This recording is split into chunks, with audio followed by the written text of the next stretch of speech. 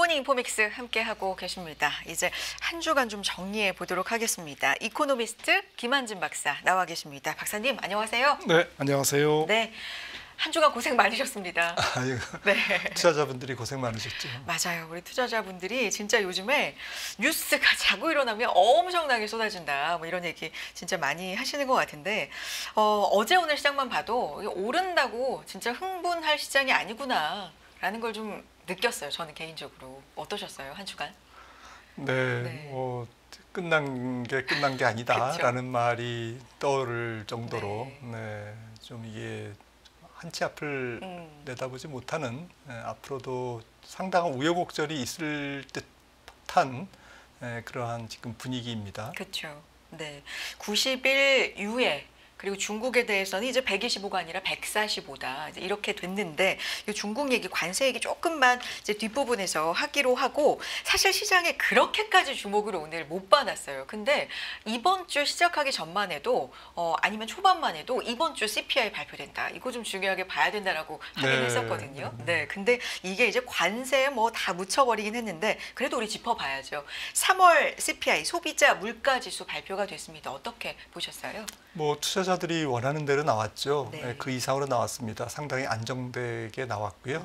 지금 헤드라인은 0.1%, 네. 전년 동월 비율은 2.4% 예상치를 하회했고요. 그리고 이제 근원 물가, 근원 CPI는 헤드라인은 마이너스 0.1이네요. 0.1% 하락했고요. 예, 그리고 근원은 0.1, 2.8%입니다. 전월 비료는 0.1, 전년 동월 비료는 2.8%인데 소수점 둘째 자리까지 하면 0.56 뭐 이 정도이기 때문에 물가가 거의 정체됐다. 전월비 이렇게 보시면 될 것 같고 지금 주거비도 안정됐고 그리고 좀 지난달까지 조금 부담을 줬던 항공료라든지 보험료라든지 이런 부분들도 같이 안정됐기 때문에 물가 스트레스에서는 뭐 시장이 좀 벗어났다. 뭐 평소 같으면은 이 물가에 환호해서 주가가 올랐겠죠. 하지만 지금 뭐 3월 수치라는 것은 아직까지는 관세 전쟁이 본격화되기 전에 물가고, 물론 이제 미국 수입업자들이 뭐 수입을 앞당겨서 조금 그래서 물가에 영향을 주고는 있습니다만은 아직까지 본격적으로 관세가 이제 발효된 4월부터가 정말 물가의 전쟁이 아닐까. 지금 우려하는 물가는 올라가고 경기는 둔화되는 스태그플레이션의 그런 양상이 4월부터 본격화되는 것이 아닐까라는 불안감이 아직까지는 뭐 굉장히 높은 상태고요.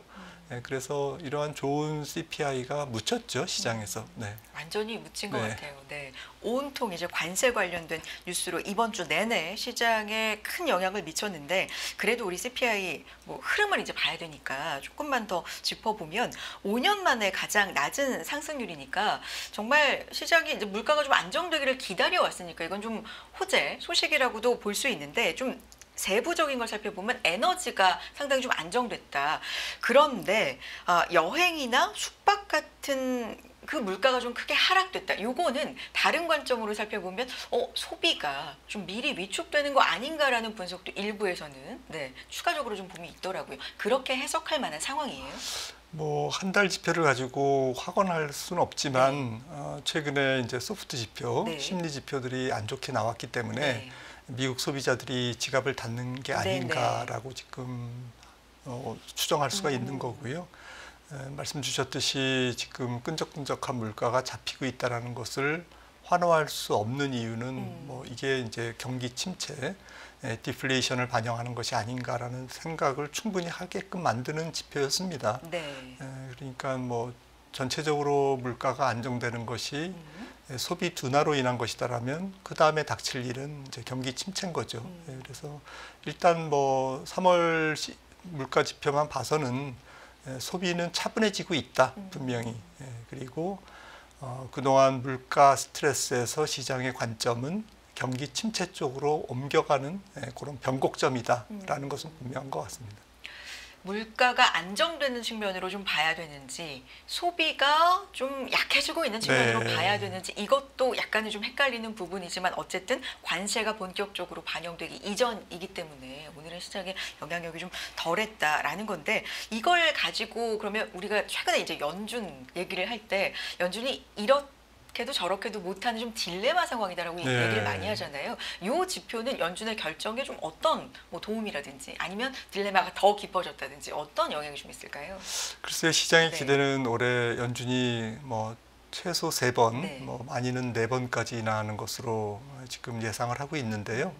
아마도 관세에 따라서 좀 달라지겠죠. 조기에 이제 관세 협상이 좀 신속하게 이루어진다면 경기 침체 우려로부터 벗어나니까 4번까지는 아니고 한 2번 정도 금리 인하가 앞으로 이제 6번 남은 FOMC 회의에서 5월부터 이제 좀 연말까지 6번 남았거든요. 그래서 뭐 한 2번 정도가 저는 이제 확률적으로 경기 침체가 없다면 단지 이제 경기 둔화 정도로 끝인다면 성장률로 말씀드리면 1% 위에서 미국 경제 성장률이 올해를 마감한다면 같은 동의어인데요. 그 정도면 연준은 한 2번 이하로 좀 그칠 것 같고요. 그리고 관세가 만약에 더 이제 경기를 침체 쪽으로 몰고 간다면 즉 미국 경제 성장률이 0.7% 이하로 밑으로 간다면 네. 3번에서 4번 인하를 하겠죠. 그래서 이번 CPI 때문에 뭐 무슨 연준이 결정하는 것은 아니고 연준도 지금 파월 의장이 얘기했듯이 지금 우리는 예단에서 행동을 하지 않는다라고 말은 했지만 네. 지금 이미 예단이 아니라 진행되고 있기 때문에 현재 진행형이기 때문에 그리고 5월 FMC에서는 90일 유예가 끝나지는 않았지만 그렇죠. 그래도 어느 정도는 윤곽이 드러나지 않겠습니까? 관세 협상에 대해서 그리고 이 협상이 어느 정도 빠른 속도로 진행돼서 전체적으로 미국의 수입 물가 상승을 억제할 것인지에 대한 판단이 5월 FMC에서는 어느 정도 나와 있을 것이기 때문에 네. 일단은 뭐 5월에 파월 의장의 코멘트는 올해 전체적으로 몇 번을 인하한다라는 구체적인 언급은 안 하더라도 연준의 스탠스는 충분히 5월 FMC에서는 조금 밝혀지지 않을까 시장에 이렇게 생각을 합니다. 90일 유예됐지만 그 보편 관세 10%는 시작이 된 거잖아요. 네네. 네, 이 부분도 그러면 차차 또 어떻게 네. 반영이 될지도 봐야 될 것 같고 시장이 왜냐하면 요새 이제 풋이란 말을 좀 네. 쓰는데 뭐 트럼프 풋, 연준 풋, 뭐 파월 풋 이런 얘기를 좀 하잖아요. 아 연준 풋을 한편으로는 네 기다리고 있지 않나. 근데 연준은 이제 약간 어떻게 표현할까요? 먼 산을 보고 있다 그래야 되나? 네. 네 이런 차원이어서 나오는 지표들에 따라서 또 어떻게 될지 좀 봐야 될 것 같네요. 관세 얘기 좀 해보겠습니다, 박사님. 일단은 90일 이후에 중국 제외하고 한 것만으로도 급 브레이크를 밟은 거잖아요. 아무도 예상을 못한 뉴스였다고 하기엔 이제 가짜 뉴스 그대로 좀 된 면이 있어서 이것도 시장에 좀 얘기가 있지만 왜 이런 선택을 했다? 전반적으로 어떻게 보셨습니까? 그것은 뭐 예정돼 있던 시나리오인 것 같습니다. 만약에 지금 평균 관세율 네. 10%의 기본 관세 플러스 한 15% 정도의 국가별로 차이는 있습니다만은 평균을 내보면 한 15% 정도 되거든요. 그래서 이제 합치면 25%의 미국 3조 3천억 달러의 수입품에 대한 실효 관세율이 앞으로 계속 유지가 된다면 연말까지 그게 유지된다면 지금 이코노미스트들은 올해 미국 경제 성장률은 역성장에 들어가고 내년도는 마이너스 침체가 불가피하다. 그리고 물가는 일시적으로 CPI가 거의 4% 이상으로 치솟고 실업률은 연말에 6%까지 올라갈 것이다 라는 것입니다. 네. 그리고 이 경기 침체가 올해로 끝나는 것이 아니고 중간 선거가 있는 내년까지도 미국 경제를 조금 끌어내릴 거다. 네. 그래서 미국만 아니라 전 세계가 동시다발적으로 경기 침체에 빠진다라는 것이죠. 그러니까 사실은 이거는 뭐 협상용이다라고 볼 수밖에 없는 거죠. 그렇다면 어디까지가 협상용이고 어디까지가 조금 끝까지 지속 가능한 관세율이냐라는 것이 이제 관건인데 지금으로서는 밝혀진 게 이제 저도 계속 주장을 했지만 네. 한 10%에서 15% 사이, 네. 뭐 한 12% 정도라고 하죠. 네. 그러니까 4월 2일 발효된 관세 중에서 기본 관세 정도가 지금 트럼프 정부가 끝까지 밀고 갈 관세고, 한 12% 정도라고 생각한다면 3조 3천억 달러에, 물론 이제 그게 계속되면 이제 수입 물량이 줄기 때문에 단순 계산은 어렵습니다만은, 그래도 3천억 달러 이상의 관세 수입을 미국은 이제 얻을 수 있는 거고요. 하지만 이제 그 트럼프 정부의 관세 정책의 목적이 뭐 다 알려져 있듯이 관세 수입에만 있는 것이 아니지 않습니까? 네. 관세를 도구 삼아서 다른 협상을 이끌어내는, 네.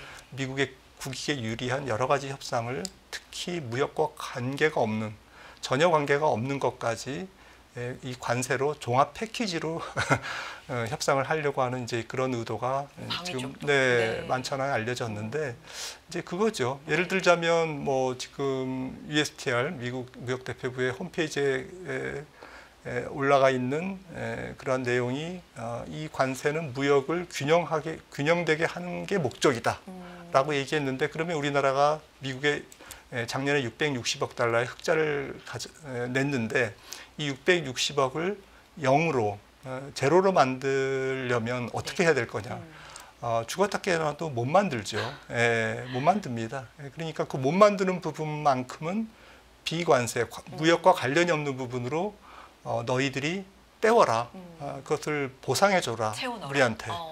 이제 그런 논리인 거죠. 그래서 말도 안 되는 이제 착취적인 뭐 거의 폭력이죠. 폭력적인 그러한 이제 그 뭐 무역 관세라기보다는 상호 관세라는 것은 상호적으로 너희들이 얼만큼 했기 때문에 우리는 얼마의 관세율을 매길 거다라는 게 이제 상호적인 그렇죠. 건데, 이거는 이제 상호가 아니고요. 상호 관세가 아니고요. 그냥 말이 상호 관세지 무역 세금입니다. 무역 텍스고요. 그리고 말씀드렸듯이 이제 비관세적인 부분, 무역과 관련이 없는 부분도 같이 패키지에 형성이 돼 있기 때문에, 뭐 베트남이라 할지 또 뭐 더 작은 나라, 우리나라보다 더 작은 나라들, 뭐 태국이라든지 뭐 함저 방글라데시라든지 이런 데도 관세율이 높지 않습니까? 그렇죠. 이런 나라들도 마찬가지죠. 그러니까 여러 가지 이제 군사적이나 조금 기발한 그러한 요구를 미국은 이 패키지에 끼워 넣으려고 할 것 같고요. 정리해서 말씀드리면 결국에는 10% 정도로 관세율은 수렴한다. 지금 백악관이 좀 밝혔습니다. 한 두 나라는 거의 다 확정이 됐고, 영국, 호주, 그리고 뭐 베트남 이런 데는 지금 거의 확정이 됐고, 한 10대 개 국가가 지금 거의 이제 협정 단계에 있다라고 하니까 생각보다는 빨리 진행될 것 같습니다. 하지만 문제는 이제 시장 관점에서 다시 이 관세를 바라다 보면 10% 이상의 지금 보편 관세가 앞으로 계속 유지되고, 또 중국에는 지금 일단 145%인데 이게 조금 내려간다 하더라도 상당히 고율의 관세가 상당 기간 지속된다고 한다면, 그게 미국 경기에는 어떤 영향을 미칠까? 그리고 전 세계의 전체적인 분업 시스템이나 그런 부분들에 어떤 영향을 미쳐서 경기를 끌어내릴까? 이제 경기적인 문제, 실물적인 문제로 지금 시선을 옮겨가고 있다라고 보시면 될 것 같습니다. 근데 사실 보편 관세 10%는 이제 생긴 거잖아요. 그리고 이제 시작이 됐고, 근데 상호 관세를 세게 불렀다가 그걸 뭐 없애는 것도 아니고 아직 협상도 아니고 90일 유예해준다. 이제 이것만으로도 뭐 어제 그 이제 시장 같은 경우는 굉장히 크게 폭등을 한 거잖아요. 전 세계 시장이. 그러니까 이게 좀 아이러니한 거예요. 이게 협상의 기술인 거예요. 트럼프 대통령 그렇게 봐야 됩니까? 세게 불렀다가. 네, 그렇죠. 네. 근데 이렇게 세게 부를 줄은 몰랐던 아. 거죠. 그래서 심지어는 국채 금리가 튀고 네. 지금 달러가 폭락할 정도로 지금 시장이 흔들리는 것, 이런 부분들에 아마 움찔 놀랐을 겁니다. 특히 금리가 튄 것에 놀랐을 거고요. 10년물이 3.99까지 갔다가 네. 4월 2일 날 발효되고 4월 4일 날인가 4%를 살짝 네. 깼죠. 10년물이. 그리고 사실 4.5% 근처까지 지금 상당히 가파르게 올랐습니다. 이런 부분들, 그리고 달러가 지금 달러 인덱스가 100까지 왔죠. 이런 것들은 뭐 정말 뭐 상당히 예전에는 보지 못했던 그러한 현상들인데, 물론 이제 수급적인 요인들이라든지 일시적인 그런 기술적인 요인들이 숨어 있습니다만은 갑자기 쇼커버링이 들어갔다든지 또 국제시장에서도 현선물 차이에 따른 그러한 차익 거래에서 대규모 손실이 발생하다 보니까 갑자기 또 국채를 매도해야 되는 이제 그러한 포지션적인 트레이딩적인 측면도 있습니다만은, 전체적으로는 지금 시장이 말해주는 것은 주가가 S&P 500이 4,800대까지 떨어진 것도 그렇고, 달러가 강세가 아니라 약해지는 것도 그렇고, 사실은 관세를 붙이면 사실은 미국의 무역 수지가 적자가 줄어드니까 달러가 강세로 가는 게 이론적으로 맞는데, 그 반대 현상이 있고, 또 관세가 계속되면 미국 경제가 말씀드렸듯이 약해지니까 금리가 떨어지는 게 맞는데 오히려 올라가고, 이런 부분들은 경제가 지금 뭔가 신호를 계속 보내는 것이거든요. 첫째는 미국이 피해가 더 클 수 있다 라는 것을 지금 시장은 계속 신호를 보내고 있는 겁니다. 그러니까 다른 나라는 사실은 여러 나라가 60개국이라고 친다면 60분의 1로 나눠갔잖아요. 고통을.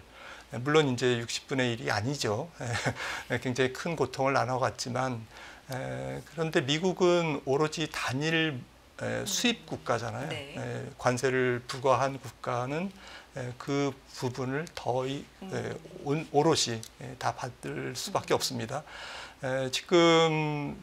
지금보다 더 높은 관세율이, 거의 비슷한 관세율이었죠. 한 20% 이상의 실효 관세율이 부과된 지금 1930년 그때 지금 그 대공황 때였기 때문에 그렇습니다만은 전 세계 무역이 66%가 줄었어요. 그리고 세계 GDP가 1929년 이후에, 물론 이제 대공황을 포함했기 때문에 그렇습니다만은, 이번에도 대공황 같은 경기 침체가 안 온다라는 보장은 할 수 없는 것이고요. 전 세계 GDP 또 미국 GDP가 거의 20% 급감했습니다. 3년간. 그것은 뭐 거의 역대급 경기 침체였다라는 것이고요. 그래서 이런 부분들이 지금으로 좀 대비를 하자면, 지금은 미국의 GDP 대비 지금 수입 규모가 그 당시에는 3%대였습니다. 지금은 거의 14%입니다.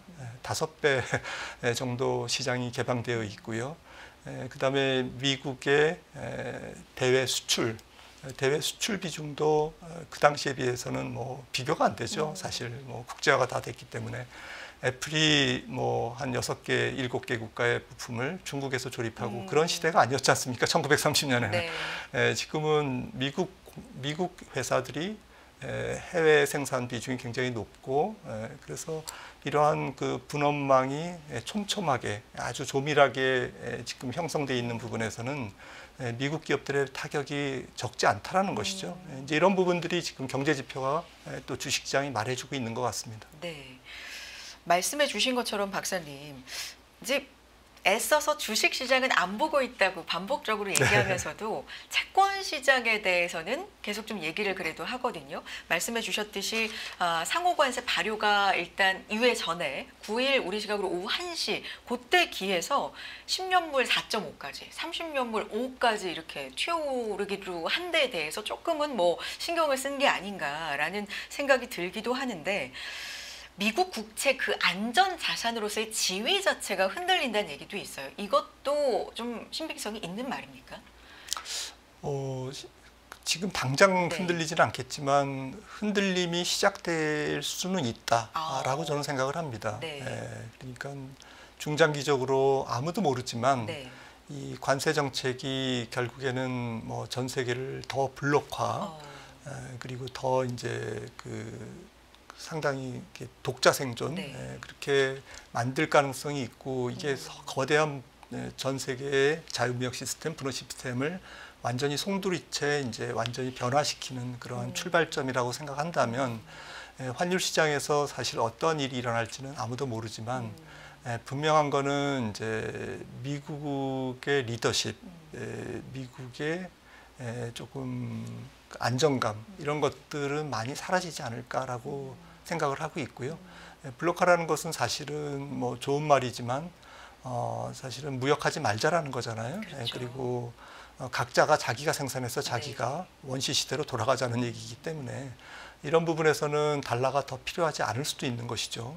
그래서 이런 부분이 당장 이루어질 수 있는 것은 아니지만 그러한 출발점으로 상당한 의미는 갖고 있다. 트럼프의 지금 관세 정책이 이렇게 생각을 할 수가 있고요. 이렇게 거창한 그런 측면보다도 당장은 일단 중국은 혹은 일본은 미국 국채를 줄여서 더 금을 산다든지 다른 통화로 좀 다변화시키려고 하는 그런 움직임은 분명히 있을 겁니다. 그런 게 이제 외국인들의 미국 국채 매도로 지금 현실적으로 나오고 있는 것이고요. 뭐 중국이 판다는 설도 있고. 네, 실제로 네. 팔고 있습니다. 아, 실제로. 네. 그렇군요. 한편으로는 이런 생각도 들어요. 향후에 뭐 그게 침체든 둔화든 간에 만약에 경기가 좀 안 좋아지면 적자 국채를 발행을 할 수밖에 없는데 지금 이렇게 인기가 없으면, 그러니까 수요가 없으면 어떡하지? 그러니까 신호가 지금 감지가 되고 있으니까 이런 부분을 신경을 안 쓸 수는 없겠다라는 생각도 들긴 하는데 이거 맞는 논리예요? 글쎄요. 네. 근데 그거는 뭐 길게 봐야 될 것 같습니다. 당장은 아니다. 당장 뭐 미국의 뭐 전 세계의 어쨌든 기축통화국으로서의 지위가 훼손된다든지 그런 문제는 아닌 것 같고요. 이거는 뭐 장기 게임이죠. 네. 그래서 우선 사람들이 이제 달러를 좀 안전통화로 조금 인식하는 그 자체에 대한 흔들림이 좀 있다라는 것은 이제 분명한 것 같습니다. 흔들림 정도가 네. 감지가 되고 있는 상황이다. 최근에 이제 환율 가지고도 얘기가 많잖아요. 다음은 환율 전쟁이다. 네. 위안화 가지고도 얘기가 좀 많고요. 그러니까 약세를 유도해서 그런 부분을 좀 채우려고 하고 있다. 트럼프 대통령이 좀 직격하기도 했고 이 부분도 이제 전쟁자 붙으면 너무 무섭거든요. 가능성 있는 얘기입니까? 예. 네. 이 부분도 좀 중장기적으로 접근해야 되는 것 같고요. 그래요. 사실 뭐 어디까지가 단기고 어디까지가 중장기인지는 참 애매합니다만은 일단은 뭐 올해 연말까지 또 내년 뭐까지는 달러가 그렇게 약해질 수는 없을 겁니다. 왜냐하면은 일단 미국으로의 자본 쏠림이 계속된다라는 것이고.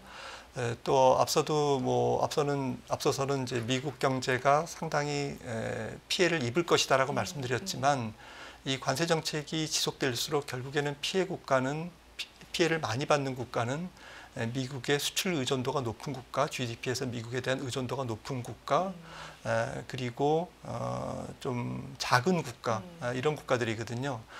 그 말씀은 이게 장기화될수록 세계 경제가 조금 관세로 인해서 교역도 줄고 또 무역으로 먹고 사는 나라들이 굉장히 어려워지면 곳곳에서 금융적인 굉장히 어려움이 있을 겁니다. 외환적으로도 있을 수 있고 그래서 작은 나라 같은 경우에는 외환 위기가 있을 수 있고 또 폭동이 있을 수도 있고 먹고 사는 문제에 굉장히 거친 그러한 소요 사태가 있을 수도 있고요. 이런 것들이 예상되기 때문에 이런 것들은 다 달러 강세 요인입니다. 불확실성 요인이고요. 반면에 일단은 뭐 당장 미국에 공장을 짓는 것은 아니지만 이미 미국에 공장을 짓고 있는 이미 땅을 파고 건물이 올라가고 있는 그러한 미국 현지의 공장들은 더 속도를 낼 거고 플러스 거기에다가 또 이번 관세 협정에서 더 공장을 짓겠다는 약속을 하기 때문에 네. 분명히 할 것이기 때문에 거기에 따라서 미국으로 자본이 쏠리고요. 그래서 미국으로 자본이 쏠리면서 미국 경제가 다른 나라 경제보다는 성장률이 높고 성장률이 높다는 얘기는 금리가 높다는 얘기고요. 그러면 달러 강세가 쉽게 해소되지는 않을 거다라는 것이죠. 지금 달러가 조금 약해지고 있습니다만 이런 것은 약간 기술적인 요인들이고 앞으로 좀 내년까지 추세적으로 긴 호흡으로 내다본다면 달러가 그렇게 약해질 수는 없는 문제다라는 것이 저도 이제 그렇게 생각을 합니다. 네. 그런 측면에서는 아직 환율 전쟁이라고까지는 말할 수 없지만 환율 시장의 불안정성과 달러로의 조금 쏠림, 달러의 강세 움직임, 다른 나라 통화의 약세 움직임은 아직 끝난 것은 아니다라고 생각을 합니다. 그렇군요. 아, 박사님, 그래서 이게 어떻게 진행이 될까요? 라고 질문을 드리고 싶고 명확한 답을 듣고 싶은 마음인데 이걸 누가 알겠습니까? 진짜 이렇게 극도의 불확실성 속에서요. 근데 어쨌든 최근 일만 보면, 간밤의 일만 보면 백악관이 공개한 행정명령 제목 자체가 무역 파트너의 보복과 지지를 반영하기 위한 상호 과실 수정이거든요. 제목 자체가. 네. 그러면 보복을 하려는 국가와 지지를 하려는 국가는 완전히 다르게 가겠다는 것이 굉장히 노골적이다라는 생각도 드는데 조금 조심스럽게 예측을 해본다면 앞으로 좀 어떻게 흘러갈까요? 네, 중국을 고립시킬 겁니다. 고립. 네, 다른 나라와는 굉장히 빠른 속도로 협상을 하면서 네. 중국을 고립시키는 전략인 것 같고요. 네, 그래서 중국도 지금 145%를 계속 유지할 수는 없죠. 결국에는 중국도 관세율이 145%에서 절반, 다른 나라는 25%에서 절반 이하. 한데 물론 이제 속도 면에서 다른 나라를 먼저 하면서 중국으로부터 더 많은 것을 얻어내려고 하는 미국의 전략인 것 같고요.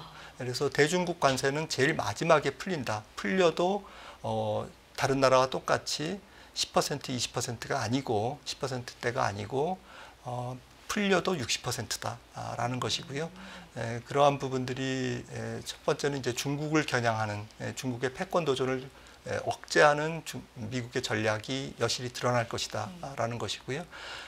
투자자 입장에서는 결국 생각해야 되는 것은 돌고 돌아서 앞서도 말씀을 나눴습니다마는 이게 10%대 관세율로 이제 수렴을 할 때 앞으로 이제 90일간 수렴할지 아니면 더 걸릴지는 모르겠습니다만은 한날 한시에 동시에 수렴하지는 않겠죠. 각국이 이제 협상이 그렇죠. 굉장히 이제 동시다발적으로 진행되기 때문에 하지만 이제 결국에는 수렴이 되면서 이게 올해 경기를 얼만큼 훼손할 거냐라는 부분인데요. 그리고 올해뿐만 아니라 이제 시선은 이제 곧 하반기가 되기 때문에 내년 상반기로 넘어갑니다. 내년 상반기까지 세계 경제 혹은 미국 경제가 어떻게 될 건지에 대한 부분인데 제 결론은 일단 주가로 말씀드려서 좀 그렇습니다만은 그저께 형성한 S&P 500 4,830포인트 네. 맞나요? 4,800대는 올해 경기 침체까지는 반영을 한 거다라고 생각을 하고 있고요. 하지만 올해 경제 성장률은 미국은 1%를 못 넘을 것이다. 그러니까 경기 둔화와 경기 침체 정도의 그 사이에 있을 것이다라는 것이죠. 경기 침체로 정의하기도 좀 그렇고 경기 호황은 아니고요. 1% 미만에. 참고적으로 작년은 미국 경제 성장률이 2.8%였거든요. 매크로 쇼크, 경제 쇼크가 일어난다는 것이죠. 네. 이 경제 쇼크 정도는 반영을 이미 해버렸다라는 것이고요. 문제는 이게 협상이 조금 더 지연될 경우에는 내년으로 공이 넘어가고 내년도 경기도 계속 나쁜 그런 상황으로 간다면 주가는 반등이 좀 시원치 않을 수밖에 없다라는 것이고요. 기업 이익으로 따지면은 지금 월가의 컨센서스가 S&P 500 EPS 증가율이 한 5%에서 10% 사이지 않습니까? 이게 경제 성장률이 1%대 초반대를 전제로 했을 때 거기에 매칭되는 이익 증가율이었거든요. 그런데 그 경제 성장률이 지금 예상치보다 한 절반 정도로 낮아진다면 아마 미국 기업들의 올해 이익 증가율은 아마 5%에서 10% 사이가 아니라 0%일 겁니다. 그렇다면 지금 보는 S&P 500 PER이 19배가 아닌 것이죠. 이익이 줄기 때문에.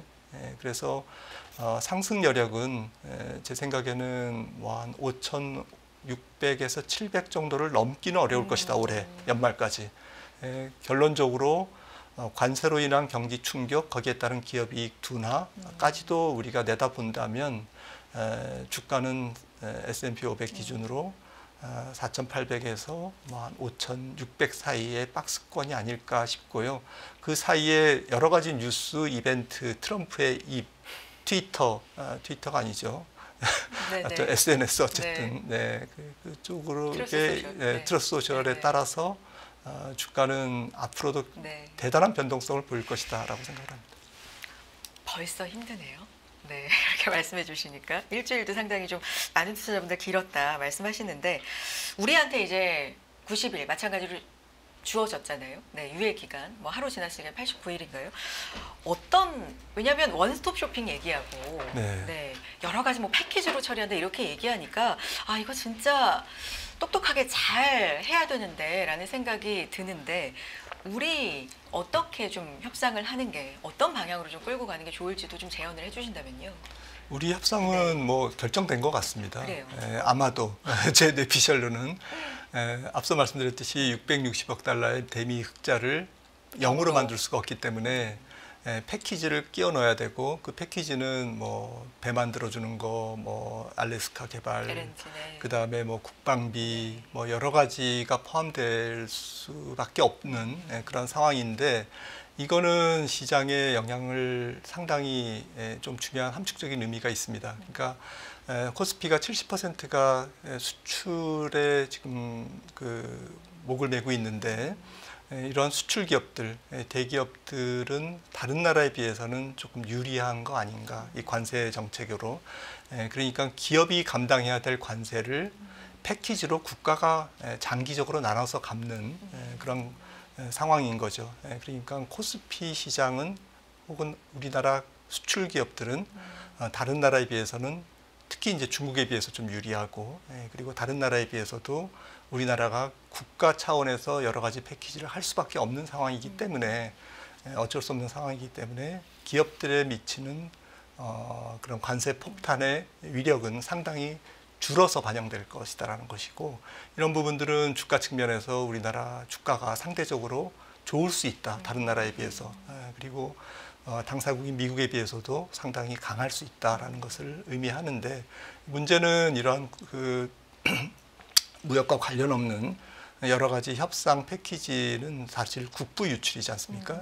그리고 공장의 이전도 마찬가지로 그냥 인력과 네. 설비가 지금 미국으로 더 나갈 수밖에 없는 이제 그런 안타까운 상황이기 때문에 산업 공동화라든지 우리나라 잠재 성장률 둔화라든지 굉장히 심각한 문제를 일으킬 수밖에 없다라는 것이죠. 그래서 사실은 단기적으로는 좋을 수 있어도 장기적으로는 우리나라 국부가 상당히 미국으로 유출된다라는 것 이런 부분들이 현실적인 우리나라의 고통이라고 하겠습니다. 알겠습니다. 박사님 오늘 여기까지 듣도록 하겠습니다. 이코노미스트 김한진 박사 함께했습니다. 오늘 말씀도 고맙습니다.